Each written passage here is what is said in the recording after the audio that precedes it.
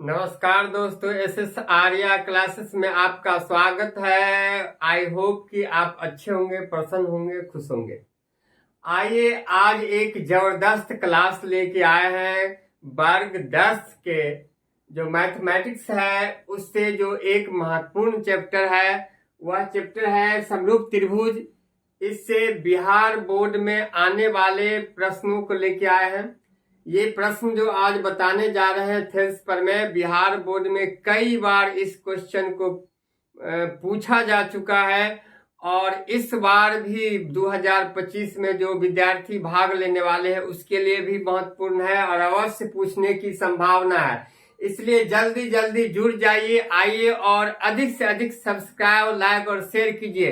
तुमको कह रहे हैं, तुमको कहाँ सुन रहे हो तुम, सब्सक्राइब करो, जल्दी जल्दी सब्सक्राइब करो, लाइक करो। ये धमाकेदार क्वेश्चन आज है जो कि बिहार बोर्ड 2025 में ये क्वेश्चन इस प्रकार से धमाका लहराएगा जिसका जवाब नहीं है और 100% आने की संभावना। जल्दी जल्दी सब्सक्राइब और लाइक करो। आओ देखते हैं इस क्वेश्चन को। क्वेश्चन है कि किसी त्रिभुज के एक भुजा के समांतर खींची गई रेखा अन्य दो भुजाओं को जिन बिंदु को प्रतिच्छेद करती है वे बिंदु भुजाओं को समान अनुपात में विभाजित करती है। ये प्रश्न बहुत ही महत्वपूर्ण है। आइए देखते हैं इस सवाल को। त्रिभुज ABC लिया है हमने। इस त्रिभुज में BC के समांतर D रेखा खींची गई है जो AB के बिंदु D पर और AC के बिंदु E पर मिलती है। इस प्रकार ये BC के समांतर खींची गई D रेखा हमें सिद्ध करना है कि ये जो है AB को और AC को समान अनुपात में बांटती है, अर्थात AD और BD का अनुपात वही है जो AE और EC के अनुपात है। आइए इसको हम बनाते हैं। हम कैसे बनाते हैं, ऐसा इजी बनाएंगे जो आप जीवन में कभी नहीं भूलेंगे। आइए देखते हैं कैसे बनाते हैं। सबसे पहले लिखते हैं हम विशेष प्रतिज्ञा।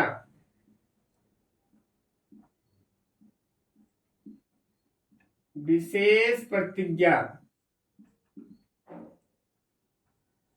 माना कि ABC एक त्रिभुज है जिसमें BC के समांतर DE रेखा खींची गई है जो AB के D पर और AC के E बिंदु पर काटती है या मिलती है। तो हमें सिद्ध करना है कि AD बट्टा BD बराबर AE बट्टा EC। तो लिखते हैं कि माना कि ABC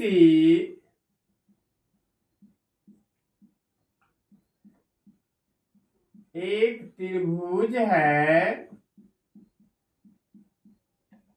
जिसमें BC के समांतर DE रेखा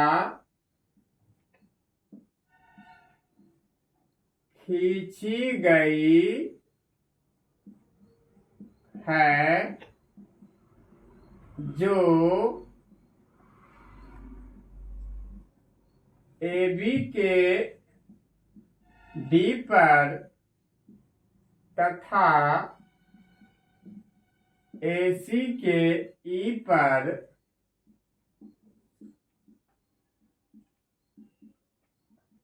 मिलती है।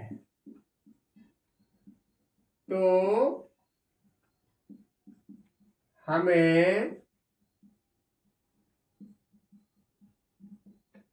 सिद्ध करना है कि AD बट्टा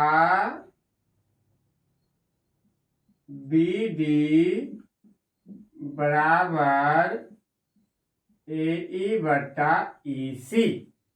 तो देख रहे हैं ये त्रिभुज है, इसको लिखे हैं कि माना कि ABC एक त्रिभुज है जिसमें BC के समांतर D रेखा खींची गई है जो AB के डी पर, ए बी के डी पर और ए सी के ई पर मिलती है, तो हमें सिद्ध करना है कि ए डी और बी डी का रेशियो वही होता है जो ए और ई सी का रेशियो होता है। आइए अब इसकी हम देखते हैं, रचना करते हैं। रचना देखिए, क्या करते हैं कि बी को ई से मिलाते हैं और सी को डी से, और क्या है कि ये लंब डालते हैं ए सी पर डी एम लंब और ए बी पर डी एन लंब डाल दिए, ठीक है। तो आइए यहां पर आप देखते हैं, रचना को लिखते हैं कि बी को ई से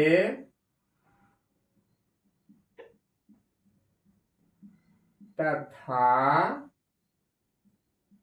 सी को डी से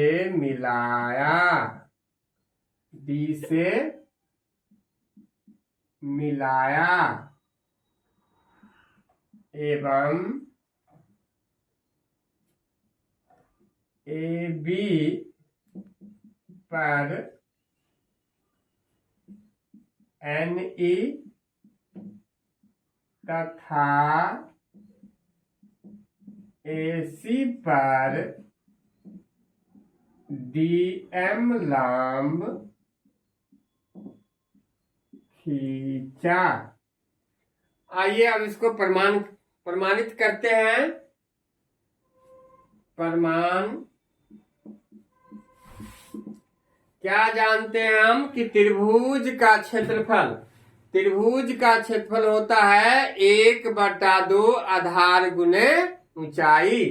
आइए त्रिभुज से देख रहे हैं, एक त्रिभुज है ADE और दूसरा त्रिभुज है BDE। इसी प्रकार एक और त्रिभुज यहाँ बन रहा है DEC और ADE। तो ये दो त्रिभुज को हम लेते हैं। आइए देखते हैं कि त्रिभुज ADE का क्षेत्रफल बराबर 1/2 आधार गुने ऊंचाई बराबर 1/2। तो ADE में इसका आधार AD है और ऊंचाई जो लंब डाले हैं NE, सो ऊंचाई हो गया, ये हो गया समीकरण फर्स्ट। फिर त्रिभुज BDE का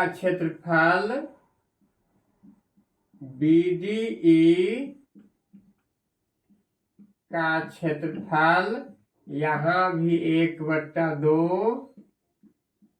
आधार गुने ऊंचाई बराबर 1/2। अब देखिए BDE में आधार है BD, तो लिख दिया BD, और ऊंचाई इसके जो भुजा है बढ़े गए भाग पर NE, इसका लंब जो ऊंचाई हो गया इस लिख लिया NE। समीकरण हो गया 2। अब देखिए कि समीकरण 1 में 2 से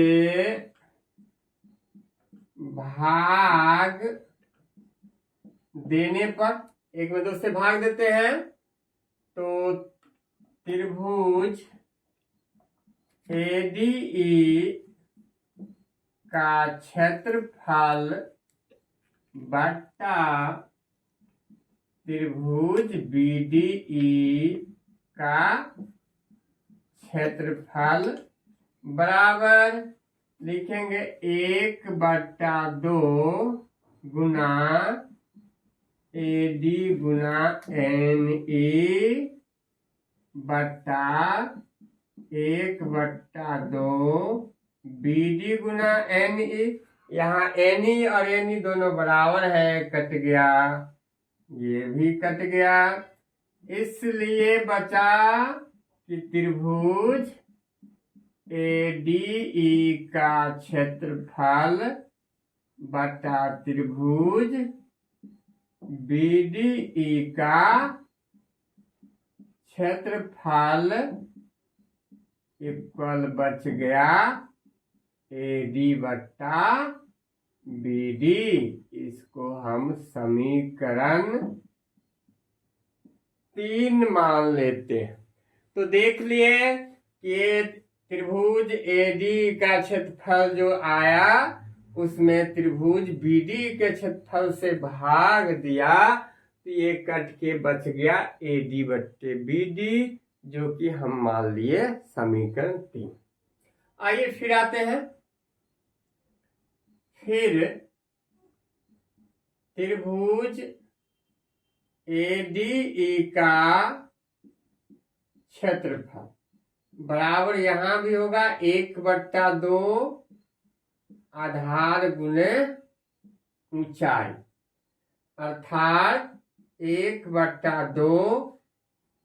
इसका एक बार आधार ये हुआ था, एक बार आधार ये है, चूंकि ये लंब है तो ये आधार हो गया, इसका आधार हो गया AE, और ऊंचाई ये जो लंब डाला गया है DM, ये क्या हो जाएगा, ऊंचाई हो जाएगा।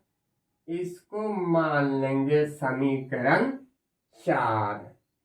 फिर त्रिभुज, अब इसमें ये त्रिभुज देखिए कि त्रिभुज CDE का क्षेत्रफल, त्रिभुज CDE का क्षेत्रफल यहां भी 1/2 आधार गुने ऊंचाई बराबर 1/2। इसका आधार देखिए EC होगा, क्या होगा, EC, और ऊंचाई इसके जो बढ़ाए गए भुजा जो यहां से यहां तक ये लंब जो है DM, इसका हो गया ऊंचाई।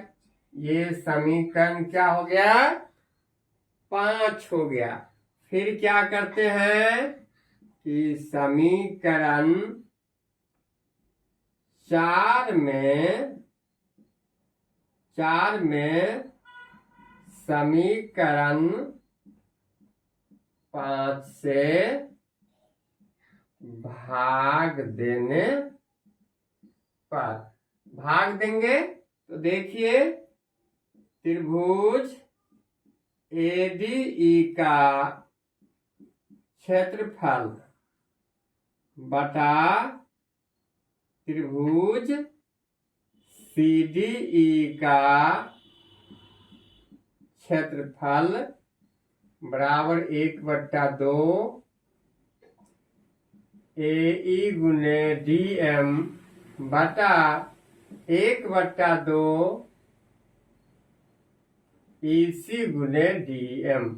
यहाँ देख रहे हैं कि DM दोनों ऊपर नीचे बराबर काट देंगे, 1/2 काट देंगे तब बच जाएगा क्या, त्रिभुज ADE का क्षेत्रफल बटा त्रिभुज CDE का क्षेत्रफल बराबर AE बटा EC। ये समीकरण 6 हो गया। इस प्रकार हम निकाल लिए। अब देखिए हम जानते हैं कि किसी त्रिभुज में एक ही आधार और समांतर रेखाओं के बीच जो बने त्रिभुज होते हैं उसका क्षेत्रफल समान होता है। आप इस त्रिभुज को देखिए तो त्रिभुज ABC में BC और DE के जो समांतर खींची गई रेखा है और आधार एक ही आधार BC है, इसके बीच 2 त्रिभुज बना। एक त्रिभुज है BDE ये त्रिभुज और दूसरा CDE ये त्रिभुज। तो हम जानते हैं कि एक ही आधार समांतर रेखाओं के बीच बने त्रिभुज का क्षेत्रफल समान होता है, इसलिए त्रिभुज BDE का क्षेत्रफल जो होगा वह त्रिभुज CDE के क्षेत्रफल के बराबर हो जाएगा। तो यहां पर हम लिखते हैं चूंकि हम जानते हैं कि एक ही आधार और समांतर रेखा के बीच त्रिभुज का क्षेत्रफल समान होता है। एक ही आधार और समांतर रेखाओं के बीच बने त्रिभुज का क्षेत्रफल क्या होता है? समान होता है। तो आप देखिए समीकरण आप 3 को देखिए और समीकरण 6 को देखिए कि देखिए यहाँ CDE का क्षेत्रफल है, यहाँ BD का क्षेत्रफल है, जो कि एक ही आधार BC और DE BC समांतर रेखा के बीच है, इसलिए इसका क्षेत्रफल इसके क्षेत्रफल के बराबर होगा। इसलिए त्रिभुज BDE का क्षेत्रफल बराबर त्रिभुज CDE का क्षेत्रफल बराबर होगा। तो देखेंगे समीकरण 3 और 6 में ADE का क्षेत्रफल यहाँ है, AD का क्षेत्रफल यहाँ, ये और ये बराबर है और ये बराबर हो गया इससे, इसलिए ये पार्ट इस पार्ट के बराबर हो गया, इसलिए ये भी इसके क्या होंगे? बराबर होगा। इसलिए समीकरण 3 और 6 से AD बटा BD बराबर AE बटा AC, यही क्या करना था? प्रूव्ड करना था या सिद्ध करना था। तो हमने देख लिया कि किसी त्रिभुज में एक भुजा के समांतर खींची गई रेखा अन्य 2 भुजाओं को जिन बिंदुओं पर प्रतिच्छेद करती है वे बिंदु उस भुजाओं को समान अनुपात में विभाजित करता है। ये बहुत ही महत्वपूर्ण क्वेश्चन है जो बिहार बोर्ड 2025 में आने वाला है, इसलिए इसको सब्सक्राइब लाइक कीजिए, अधिक से अधिक सब्सक्राइब कीजिए। और तब तक के लिए धन्यवाद। फिर नेक्स्ट डे को हम थेल्स प्रमेय के बाद फिर हम लेके आएंगे पाइथागोरस प्रमेय, जो काफी महत्वपूर्ण है बिहार बोर्ड एग्जामिनेशन 2025 के लिए। धन्यवाद। Good night. ओके।